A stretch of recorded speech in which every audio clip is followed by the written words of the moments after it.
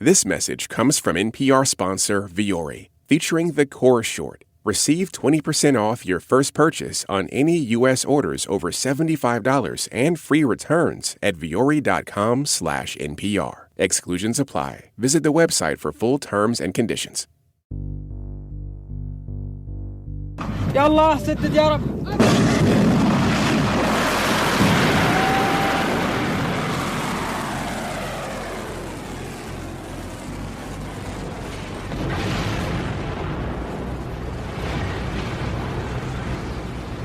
On the evening of February 18th, 2024, two ballistic missiles were fired at the Rubimar, a massive cargo ship that's longer than the Washington Monument. It was just the latest series of attacks by the Houthis, an Iranian-backed rebel group operating in Yemen that's been firing on commercial ships in the Red Sea. The Houthis were trying to disrupt trade in the Red Sea, one of the busiest shipping routes in the world. It's a passage between continents that reduces the time that it takes a ship to travel from Europe to Asia considerably. So for the Red Sea, a huge amount of freight is traveling that way. Dozens of ships pass through these waters daily, along with billions of dollars worth of cargo. And the Rubimar was one of those ships.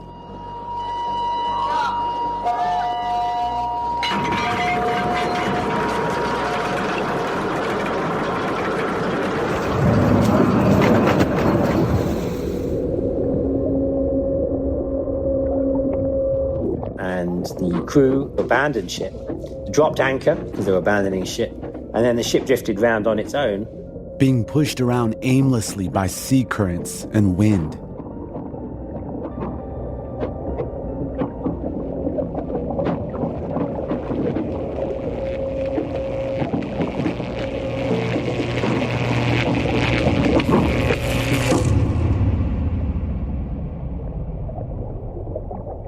Then, less than a week later, at the bottom of the Red Sea, something broke.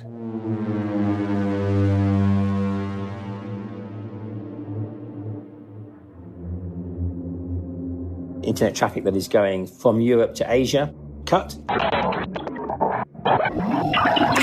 the number you have dialed is not in service at this time. And then also the other place that was impacted was Europe to Africa, to the east coast of Africa. For this presentation, I dug into the numbers, and as you can see here, Joey, it looks like you're frozen.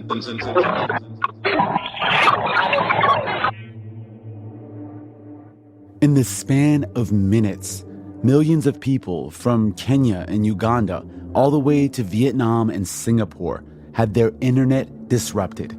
Close to 3/4 of the internet data flow was interrupted between Europe and Asia. It was unclear as to what had happened straight away. But after a few days, it did become clear. 3 physical cables. They were all cut around the same time, very shortly afterwards, within minutes of each other.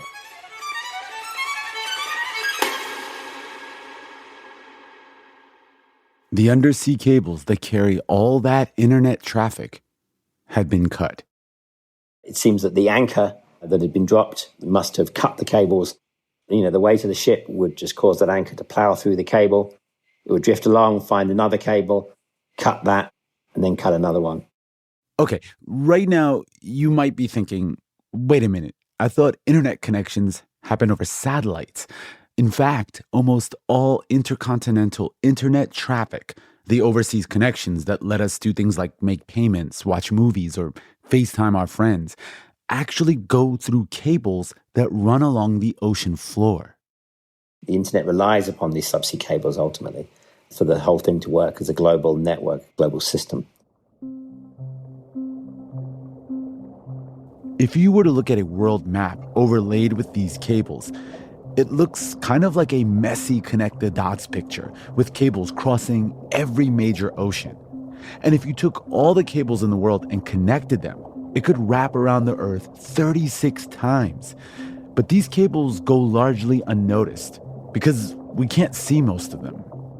Those fiber optic cables are actually extremely fragile. My name is Ben Roberts. Ben has been building cable networks in Africa for the past 2 decades. They're about the thickness, just slightly more than a human hair. So they're very, very small. In the deep ocean, it can be maybe the diameter of a dime coin, you know? Out of the 600-some cables that exist, 2 to 4 of them break every week. And it doesn't take much to break them. It could be as simple as a fisherman's boat anchor accidentally severing one, or it could be an intentional sabotage. Either way, it's hard to tell, especially when these cuts happen in the depths of the ocean.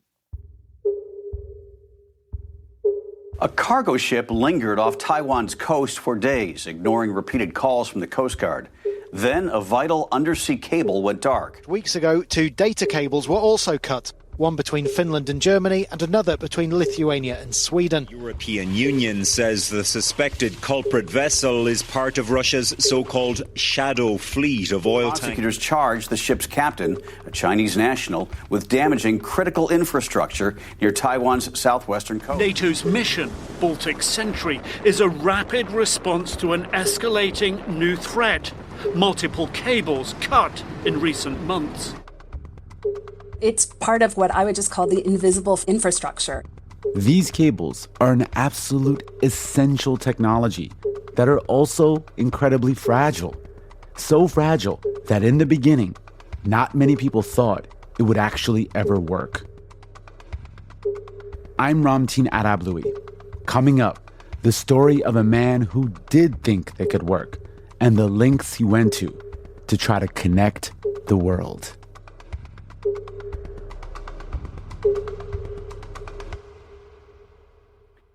This is Giselle from Portland, Oregon, and you're listening to Throughline on NPR.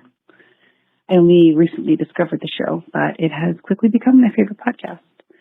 In these difficult political times, I'm just so grateful for the show and the context that it gives to really complex contemporary issues.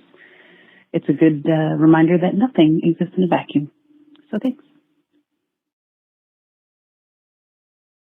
This message comes from AT&T. There's nothing like knowing someone's in your corner, especially when it really counts. Like when your neighbor shovels your driveway after a snowstorm, or your friend saves you the last slice of pizza. AT&T has connectivity you can depend on, or they'll proactively make it right. That's the AT&T Guarantee. Terms and conditions apply. Visit att.com/guarantee to learn more. AT&T. Connecting changes everything. This message comes from Schwab. Everyone has moments when they could have done better, like cutting their own hair or forgetting sunscreen, so now you look like a tomato. Same goes for where you invest. Level up and invest smarter with Schwab. Get market insights, education, and human help when you need it. Learn more at schwab.com.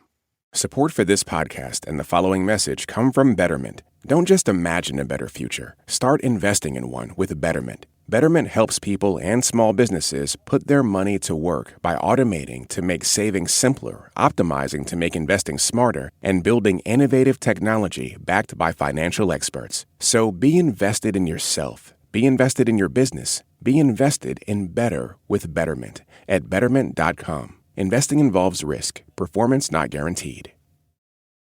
Part 1. The Cable Cabinet. January 1854, New York City.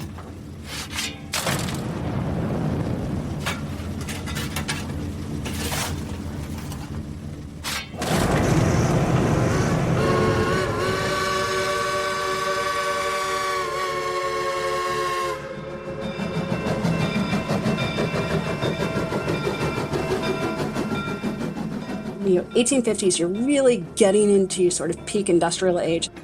Trains and steamboats transformed how people traveled, did business, and communicated.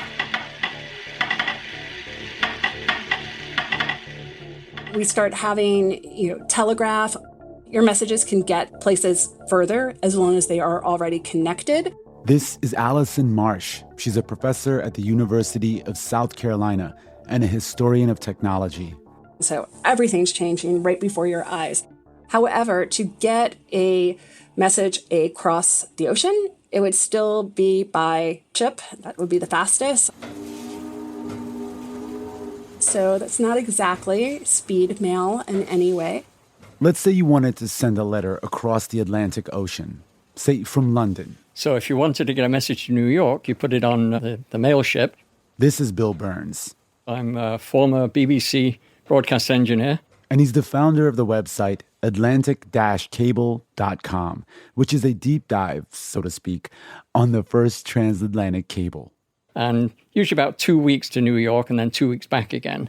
It's like if you texted a friend, hey, you want to get dinner? And then had to wait a whole month for their reply. 1 month just for one exchange. But that would all change because of one bored and wealthy man, Cyrus Field. I gather he was about 5'9", which may have been on the slightly tall side. Also estimated 140 pounds or so. My name is Cyrus W. Field IV.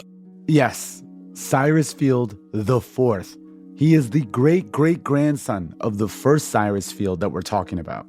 He was described as wiry, and he apparently talked super fast as well. President Lincoln apparently couldn't understand him in person very well and told him, I don't understand you, send me a telegram. Cyrus Field was born in 1819 in Stockbridge, Massachusetts, and he was the son of a clergyman, a minister. Apparently fire and brimstone, kind of no fun, part of that puritanical work ethic. And that had a big influence on him. He's one of many, many children. He was extremely squirmy and always running around, very high energy. He was bright. He was good at math. At age 12, he started keeping the family books, running the finances for the family. And he was the only boy in that family that didn't go to college. And then he's trying to figure out what he wants to do with his life. So he left home at age 15, and I think he moved to New York with $8 in his pocket, which you could live on for a little bit in Manhattan at that time, but not an awful lot. And becomes an apprentice in a mercantile shop. And initially an errand boy, and worked his way up. Cyrus would later move on to work at a paper company. And he became a partner in that company, and unfortunately went bankrupt, and he ended up in charge of things. He negotiated on the debt to get it cancelled or paid off as far as possible. And then he started his own paper business. And the timing was great. Stationery had just become a big deal, and people were mailing letters and envelopes. Companies were issuing bonds and wanted to do it on fine paper, and his business just absolutely took off. He makes a fortune. He makes $250,000 by the time he's 34. I still think $250,000 is a lot of money today. Imagine what that is, 150 years ago. It's the equivalent of about $10 million today. He is loaded. And just to give you an idea of his character, when he was successful, he went back to all of those creditors who had no claim on him personally. And he paid them in full with interest. And that really helped cement his reputation. And that helped him greatly going forward. And during this time, he married, started a family, and apparently he worked all the time except on Sundays. But it took a toll on his health. And after something like 14 years, I guess, in the paper business, his doctor told him he needed to retire. Which he did. And was apparently kind of bored. Until the day a stranger came knocking at his door. Mr. Gisborne left Halifax and came to New York in January 1854. On a cold winter evening, Cyrus opens the door to find a man named Frederick Gisborne, who came all the way from Canada looking for help. Gisborne was an engineer who was leading a project to build a telegraph cable line from the island of Newfoundland in the most eastern part of Canada to the North American mainland. The hope was that this cable would move messages more quickly than a ship making the same trip.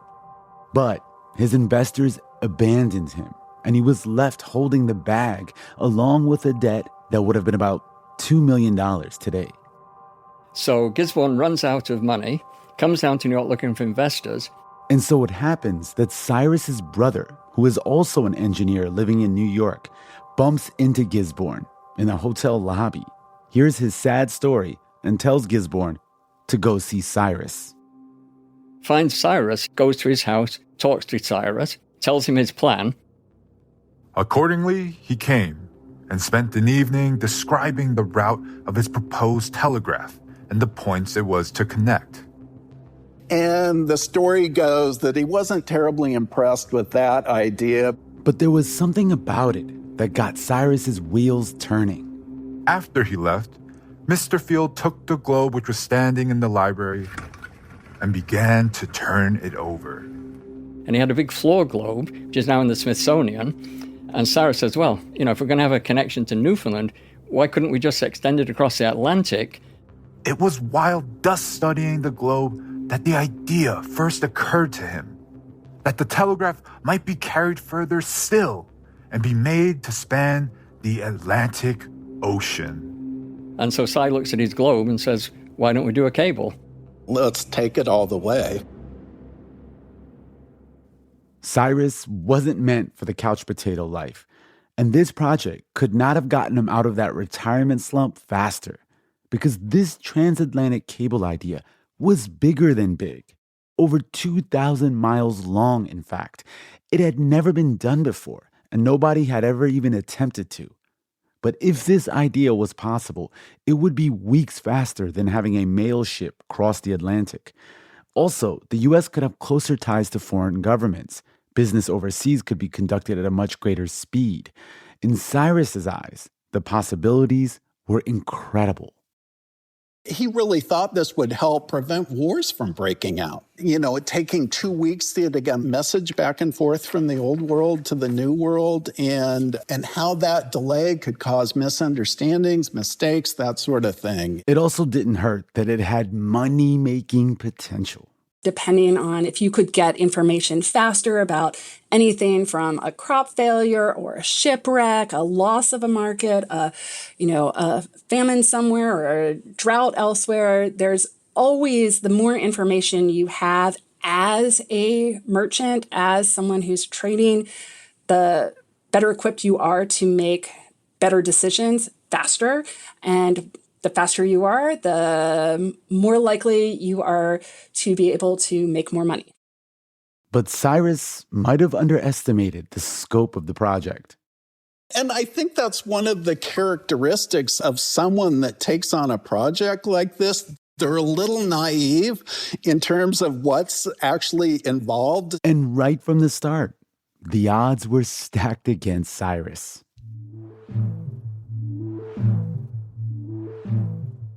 Could a cable be stretched across the ocean? The first was a question of mechanical difficulties. The second problem was purely scientific, involving questions as to the laws of electricity, not then fully understood, and on which the boldest might feel that he was venturing on uncertain ground. This is from a book account, the story of the Atlantic Telegraph, that was written by Cyrus's younger brother, Henry Field. We don't really entirely know how all of electricity works yet. There are not yet colleges of electrical engineering. That's not going to exist for another couple of decades. And so we don't even have the terminology that we use, like those calling something a volt or an amp. Those terms aren't even in use yet. So we don't have the formulas or the theorems to know what's happening. So there are different ideas, and they basically have to be tested. The idea was to have a cable line that would connect from the west coast of Ireland all the way to Newfoundland in Canada. From there, telegraph landlines would carry messages onto major cities like New York and London. There were a handful of undersea cable lines that existed at this time, but they were at a much smaller scale. None of them were crossing entire ocean spans. And of course, Cyrus, who has decided to embark on this impossible project, has zero experience with cables. Now, Cyrus is not technical. He's in the paper business, manufacturing and distribution and sales, but he's not technical at all. But he has friends who are, like Samuel Morse, for example. No big deal. Just the inventor of the revolutionary telegraph and the Morse code. And he talked to Samuel Morse to find out, hey, do you think an electric wire would work over 1,700 miles? And he came back in the affirmative. And with that, with his energy and time and money, he went all in on this.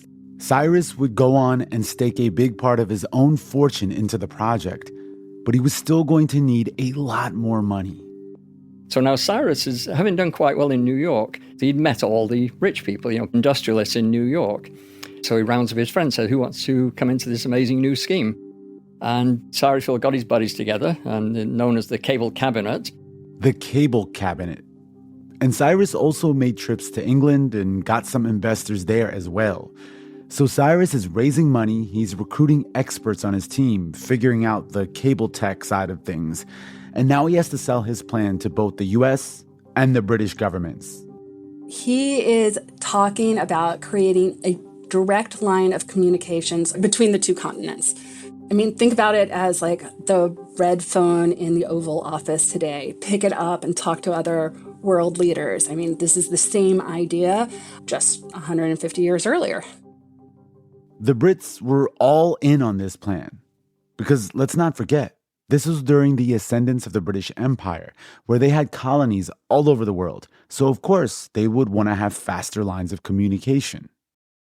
And then they went to the American government and they said, well, the British government is supporting us, and that will mean they have priority on the cable when it's laid. And, of course, the American government, somewhat reluctantly, said, all right, well, I suppose we better pony up too. Both governments gave Field some money for the plan, along with two massive warships, the Agamemnon from the British and the Niagara from the U.S. This would be a crucial part of the plan, as no single ship could carry the weight of 2,000 miles worth of cables. Okay, so imagine spools of thread that are taller than you and wound not with string, but with 2,000 miles of cables that could fill entire rooms. It would take at least 30 men to coil cables onto a ship at any given moment. And it's a copper wire with 7 strands that is surrounded by gutta percha, which is a tree resin, and then surrounding that is iron wire stranded around it for strength and protection. The whole thing was around 5/8 of an inch in diameter. That's smaller than a dime. And the plan is to drop it all 12,000 feet down to the bottom of the Atlantic Ocean. And that's it. That's how cables are laid, exactly the same today. How much would this have cost? Oh, the equivalent of 100 million today, perhaps. Other historians have compared it to the Apollo missions of going to the moon. I mean, that's the same idea of doing something that is in some ways so far-fetched, so unbelievable. Which only added to the hype. The grandest work which has ever been attempted by the genius and enterprise of man. The New York Herald. Newspapers all around the country and in England were covering the project, and a lot of people were hopeful about it. If you wished to communicate some piece of intelligence straight away to your relatives across the wide world of waters, if you wish to tell those whom you know it would interest in their heart of hearts of a birth or a marriage or, alas, a death among you, the little cord which we have now hauled up to the shore will impact that tidings quicker than the flash of the lightning. It was hard to believe that this little cord was even possible. But Cyrus Field was going to try to stretch this cable and bring the world into a new reality. Cyrus and his cable cabinet make all the necessary preparations. Crew members, machinery, food, and water for the journey. So they make the cable, they've got the 2 ships, and they're ready to lay it. But with a project like this at this scale, disaster can come as quickly as the wind changes direction. Such were the 2 elements or forces of nature to be encountered: the ocean and the electric current. Could they be controlled by any power of man? Was it possible to combat the fierceness of the winds and waves and to stretch one long line from continent to continent? And then, after the work was achieved, would the lightning run along the ocean bed from shore to shore? Such were the questions which had puzzled many an anxious brain, and which now troubled the one who was to undertake the work. Coming up, all hands on deck.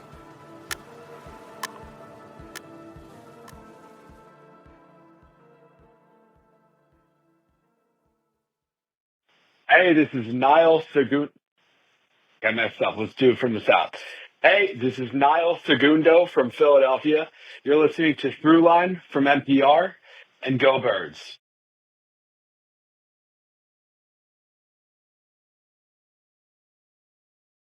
This message comes from Vital Farms, who works with small American farms to bring you pasture-raised eggs. Farmer Tanner Pace shares why he believes it's important to care for his land and how he hopes to pass the opportunity to farm onto his sons. We're paving the way for a future. We only have one Earth, and we have to make it count. Like my boys, I want to see them taking care of the land for them to be able to farm and then generations to come.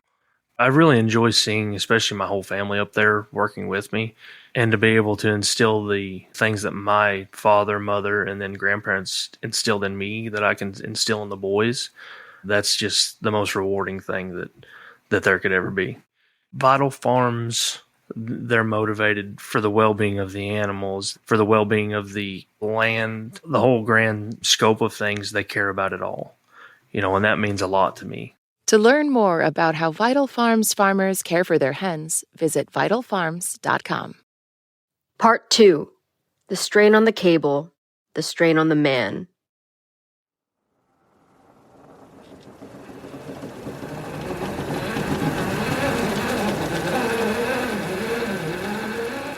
On the evening of the 7th instant, paying out of the cable from the Niagara progressed satisfactorily. So here we are in the summer of 1857. By the noon of the 8th, we had paid out 40 miles of cable. They say, okay, we're going to start in Ireland and just go straight across. The plan was for the Niagara to lay its 1,000 miles, then meet the Agamemnon in the middle of the ocean, splice the cables together, and let the second ship finish laying the rest. At noon on the 10th, we had paid out 255 miles of cable. This is an account from an engineer who worked on the project and was on board that first ship. At this time, we experienced an increasing swell, followed later in the day by a strong breeze. And let's not forget, they're not laying down a cable in some lake. We're talking about the Atlantic Ocean. It can be very rough water, which is why you lay it in the middle of the summer, around July and August, when you hope that it's temperate, so you're not going to get hit by an iceberg, and there aren't too many storms coming through. You could have a hurricane come through, of course. Remember, this is the 19th century. We don't have satellite weather telling us where the hurricane is going to go.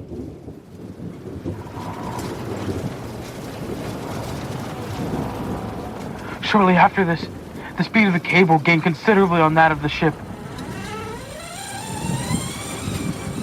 As the cable was unspooling, the wind was picking up and the sea was getting rougher, which pulled at the cable, causing it to unwind faster.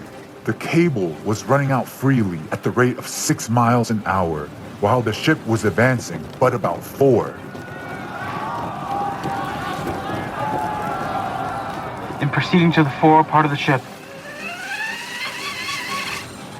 I heard the machine stop. I immediately called out to relieve the brakes. The stern of the ship was down in the trough of the sea, and as it rose upward on the swell, the tension was too great. When I reached the spot, the cable was broken. And the cable parted. One who was present wrote, "The unbidden tear started to many a manly eye. The interest taken in the enterprise by all, everyone, officers and men, exceeded anything I ever saw, and there is no wonder that there should have been so much emotion at our failure. They ran into problems with their machinery. They got about 350 miles out from Ireland, and they lost the end of the cable in much deeper water, and they could not recover the cable. And the problem was then, they really had very little slack on the cable, not enough to replace 350 miles that was lost. So they gave up for the year.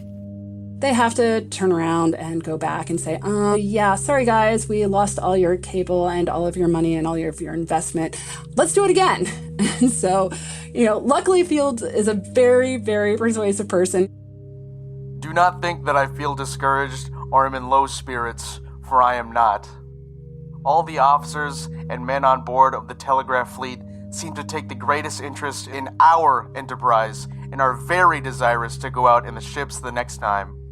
Cyrus and his team basically go back to the drawing board. They say to the cable company, can you make us another cable? And they said, sure thing, have you got the cash? Cyrus does have the cash, but that's only because he and his team had to go back out and raise money again. And they made them another cable. A new and improved cable. They also came up with a different game plan for laying it.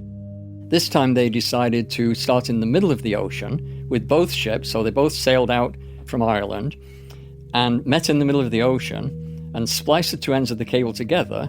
Then the two ships would both sail away from each other, one heading towards Newfoundland and the other to Ireland. And they could talk to each other over the cable by Morse code on the way. So a year after the first try, they make a second one, and the pressure was on, especially for Cyrus. The strain on the man was more than the strain on the cable, and we were in fear that both would break together. The cable had to work. It was the 10th day of June that the expedition left England with fair skies and bright prospects. Beautiful weather, looks great. Yeah, not too soon after that. On Sunday, it began to blow. A massive storm falls upon the two warships. Up to this time, the Niagara and the Agamemnon had managed to keep in sight of each other. And now, from the deck of the former, the latter was seen 1.5 miles distant, rolling heavily in the sea. 3 or 4 gigantic waves were seen approaching the ship, coming slowly on through the mist, nearer and nearer. The Agamemnon rose heavily to the first, and then went down quickly into the deep trough of the sea.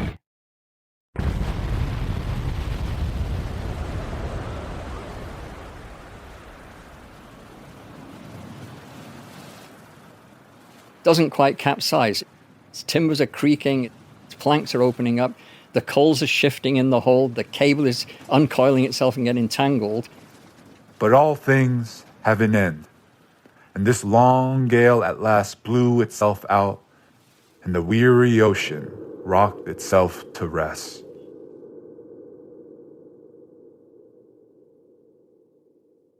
Everybody survives miraculously. And they actually tried to pick up where they left off, but they can't do it. The cables have suffered too much damage. There's no one who's going to be communicating on this, and so they finally give up, turn around, and head home, and they have to regroup again. And no one probably had a heavier heart than Cyrus. When I thought of all that we had passed through, of the hopes thus far disappointed, of the friends saddened by our reverses, of the few that remained to sustain us, I felt a load at my heart almost too heavy to bear. He kept a bold face on board because he sailed the expeditions, but people that knew him well said he was really upset about it. But he just would not give up. I mean, I think we've all met those people who have those egos and those ideas, and they're like, yeah, nothing is going to stop me. You have to have that absolute, utter belief in yourself and in the technology that this is going to succeed. There are literally hundreds of newspaper stories about it in Britain and all over the USA. And so, the great cable on which the hopes of two worlds rested has broken for the second time. We trust the next attempt will achieve the grand object. And they're generally enthusiastic. They understand it's a new project of unknown complexity, and they're prepared to cut the cable company quite a lot of slack. Meanwhile, Cyrus appeals to his investors to give him one more chance. They still had the ships, they still had enough cable, and things had been going smoothly until that storm rolled through. And it was voted to make one more trial before the project was finally abandoned. Even though the chances were 100 to 1 against them, that one might bring them success. And just a month later, Cyrus and the two warships were back at sea. And they start again in the middle, and they sail out to both ends.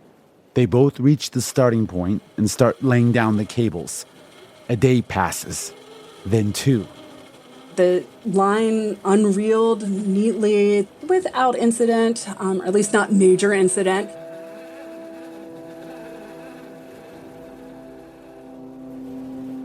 They both land at about the same time, the Agamemnon in Valentia in Ireland, and the Niagara in Babel Arm off Trinity Bay in Newfoundland. And they land the cables and they start sending signals.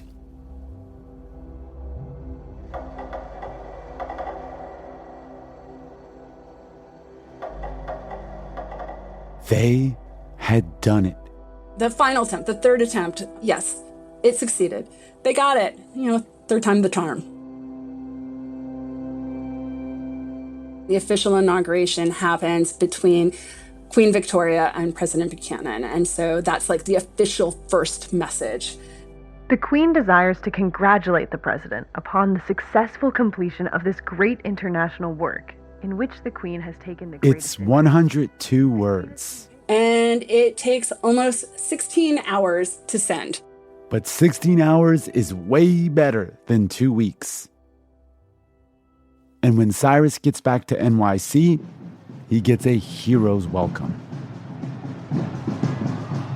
They have a big celebration in Manhattan with fireworks and parades and everything. The church bells are ringing. They have a firework display that was so big and wonderful that it actually sets the dome of City Hall on fire.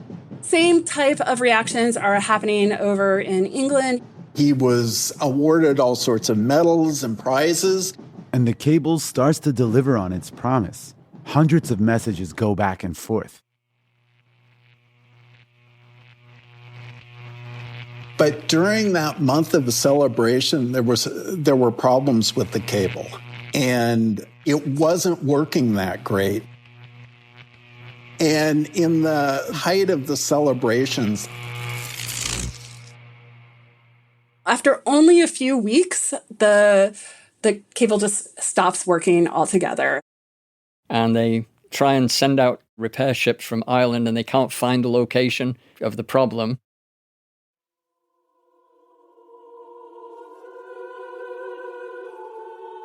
That first cable was thenceforth to sleep forever silent in its ocean grave. Years of labor and millions of capital were swept away in an hour into the bosom of the pitiless sea. And the public and everyone turned against the project. They claimed it was all a stock fraud, that he had just done this to make money, and that it was all a house of cards. And now the angry letters to the New York Times start appearing. Was the Atlantic cable a humbug? It was the term at the time, a humbug, fake news. And they're saying, well, did the cable ever work? And lots of people just began to think that this is a big hoax. And Cyrus Field is roundly condemned. At that point, the public attitude, as well as the government, turned against him. So now we're in an unfortunate position where they've spent all the money. Investors are not particularly interested at this point. But Cyrus isn't finished yet. That's coming up.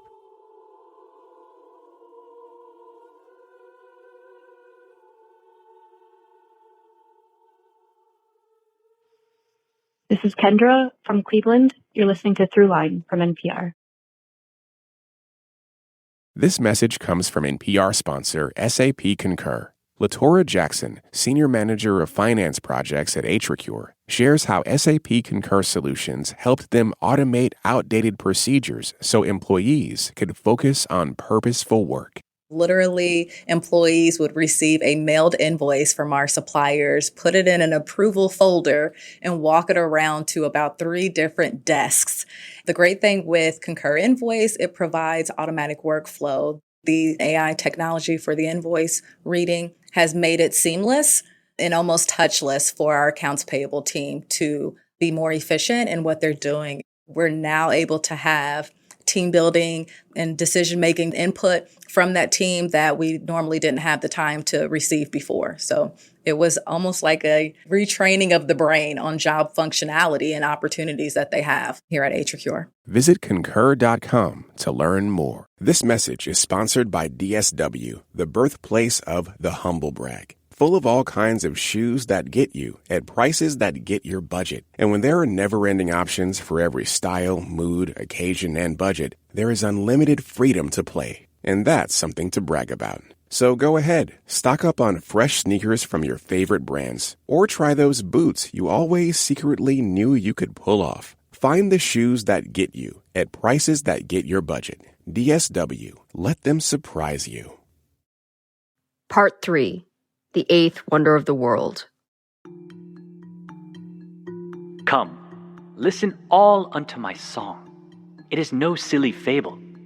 'Tis all about the mighty cord they call the Atlantic Cable.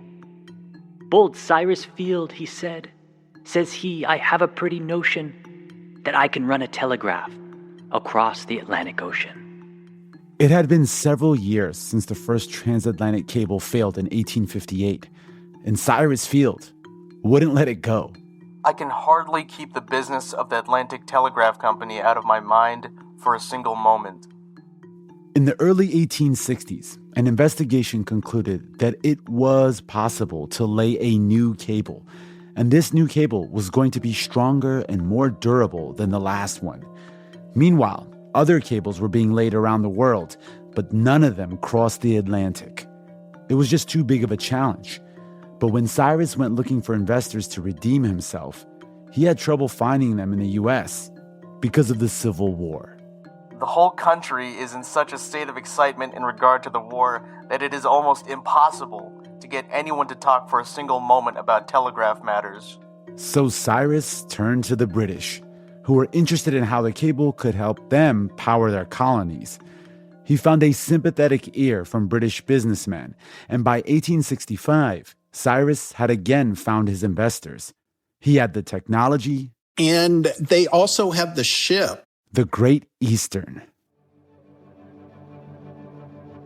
And it was apparently 5 times bigger than any other ship that floated at that time. That was the largest ship ever built, and it was intended to be a major passenger ship launched on the Thames in London. They had to launch it sideways. It was so big it would have run into the bank on the other side if they'd launched it in the traditional way. All sorts of problems building it. It was a commercial failure. It had been mothballed. It was sold at auction for £25,000 when it had cost £100,000 to build. But Cyrus Field saw the Great Eastern and said, "That's my boat."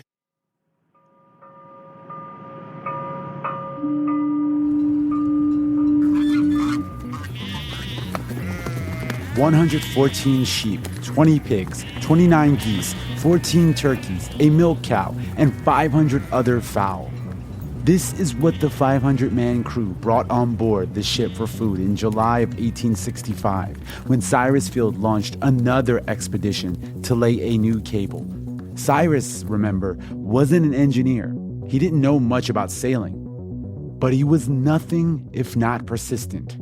And once again, he put everything he had into this.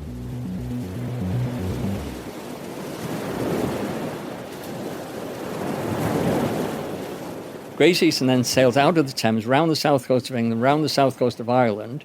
As the sun set, a broad stream of golden light was thrown across the smooth billows towards their bows, as if to indicate and illumine the path marked out by the hand of heaven. They let one reporter aboard the ship, William Howard Russell of the Times of London. They sail up to Valentia, up the west coast of Ireland.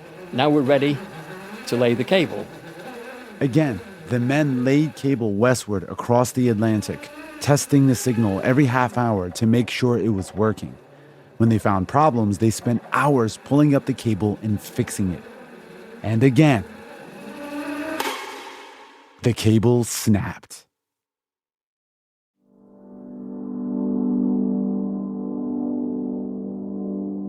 And they lose the end of the cable at that point in 12,000 feet of water. Cyrus's lip quivered and his cheek blanched. The cable has parted and gone overboard. There around us lay the placid Atlantic, smiling in the sun, and not a dimple to show where lay so many hopes buried. They spend more than a week trying to pull up the cable, and they get close. They get it almost to the surface. But the rope they're using to reel it up breaks. They have nothing else they can do at this point. In the middle of the deepest part of the ocean. They have no other way of recovering it. So they mark the position on their chart, and they put a buoy there in case it's there when they come back. Because, of course, they were coming back. By now, you know that Cyrus Field wasn't the kind of guy who gave up. We have learned a great deal, and next summer, we shall lay the cable without doubt. Apparently, when he traveled internationally, the first word he learned was faster in every foreign language. And that was kind of his mantra. So in 1866, the next year, in July, Cyrus and his crew set out again.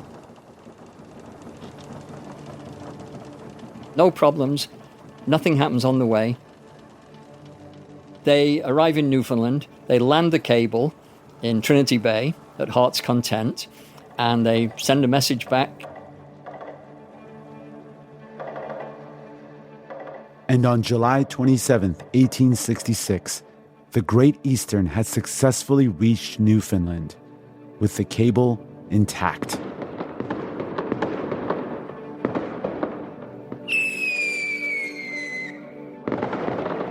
And for Cyrus Field, they said when they landed the cable, he wept. I went to my cabin. I locked the door. I could no longer restrain my tears.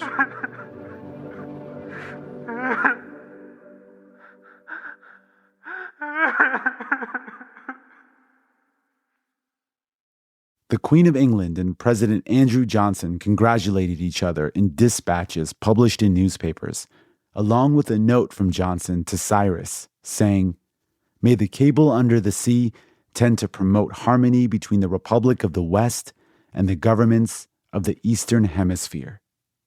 Under the cable agreement, the British and American governments had dibs on using them, and with this new transatlantic cable being 80 times faster than the first one, messages and money soon started flying.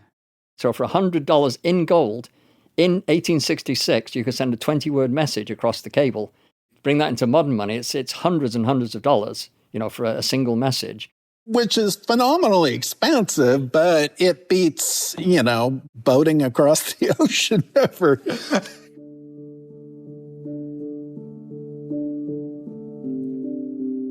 As for Cyrus Field, the project he spent over a decade on, invested his own fortune in, that he believed in with his whole being, was finally finished. He could finally give his mind and body some rest. Apparently, he crossed the Atlantic over 50 times dealing with this, and he got seasick every time. And apparently, he didn't sleep much. He considered laying a cable across the Pacific Ocean, but never ended up doing it. Eventually, he got into New York rail cars, but made some bad investments. Unfortunately, he got suckered in by the robber barons in New York, and they played him. He was embarrassed. His reputation had really taken a hit at that time. And it wasn't just that he lost money. just a string of misfortune. His wife died, a child died. It's sort of the sad tale of what happens to Cyrus.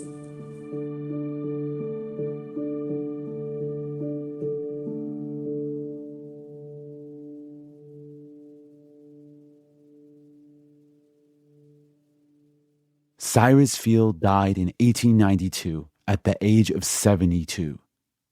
And he did live to see a cable boom. By 1900, cables connected almost every continent. If you look at a present-day cable map of the world, and you look at the 1902 cable map of the world, you will see those cables are on exactly the same routes, okay, worldwide, with the exception of the Pacific, which is much more heavily cabled now. In the 1950s, the first telephone cables were laid in the ocean, and fiber optic cables followed starting in the 1980s. Today, hundreds of undersea cables keep billions of people connected. The way this technology moved forward was through the persistence of, a group of men who really, really, really wanted this big project to happen.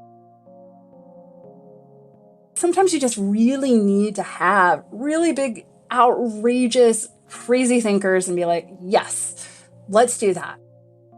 Cyrus Field wasn't an engineer. He wasn't a sailor. But he was someone who had a vision. One of those people who feel that it's their duty to change the way we live, whether the rest of us believe in their vision or not. It's something his great-great-grandson thinks about a lot. There's certain personalities out there, and you can see them in the world today, and they can't help themselves. I just picture his family. He was just not there. He was not present. I realize I'm not that kind of guy. I mean, I want to make the world a better place, and I volunteer at the food bank, and I'm on the parks board and stuff like that. But I'm not willing to sacrifice it all personally for the greater good.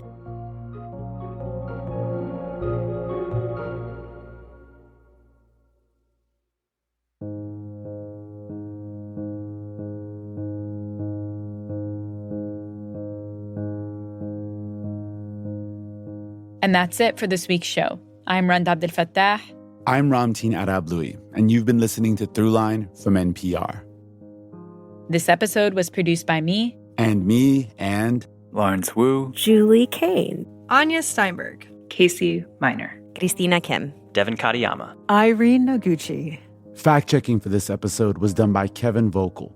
The episode was mixed by Gilly Moon. Thanks to Jason Divengracia, Louis Fisher, Christian Benford, Esteban Lopez, and Andy Sue for their voiceover work. Thanks also to Doug Maduri, Julian Rawl, Alan Malden, Jane Munga, Diana Gravely, and Al Jazeera. Thank you also to Johannes Durgi, Laura Schwartz, Tommy Evans, and Beth Donovan. Music for this episode was composed by Ramteen and his band Drop Electric, which includes Naveed Marvi, Sho Fujiwara, Anya Mizani. And Throughline listeners, we love hearing from you. You've already shared a lot of your own love and respect for NPR's Gaza reporter Anas Baba, who was recently featured in our episode From the Front Lines. The episode looks at how war reporters work, and Anas talked to Run from Gaza City about his work there. And here are some examples. Casey Wendt wrote, "Thank you for this episode. I think about Anas a lot and worry about him, so it was nice to hear his reporting." And Aaron McNeil wrote, "Anas Baba, thank you, thank you, thank you." So please take a minute and leave us a review and a rating on Spotify or Apple. It actually really does help more people find out about the show, and it lets us know how we're doing. And if you do it, you might just hear your review right here on the show. Thanks for listening.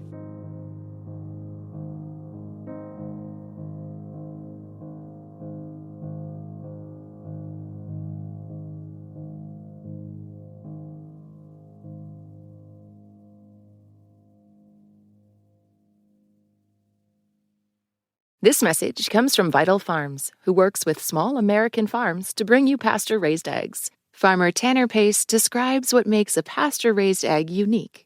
Before we first started with Vital Farms, I thought, an egg's an egg, not a big deal, but it's hard for me to even eat an egg that's not a Vital Farm egg now. Vital Farms eggs are usually brown to lighter brown in color. And when you crack a pasture-raised egg, you have to hit it harder than what a person thinks just because the shell quality is so good. And basically when that egg cracks in the skillet or bowl, that yolk is almost kind of an orange shade. And that is part of what I love about a Vital egg is just the shade of yolk. I love pasture-raised eggs because you can see the work and the pride that the farmers have and have put into these eggs. To learn more about how Vital Farms farmers care for their hens, visit vitalfarms.com.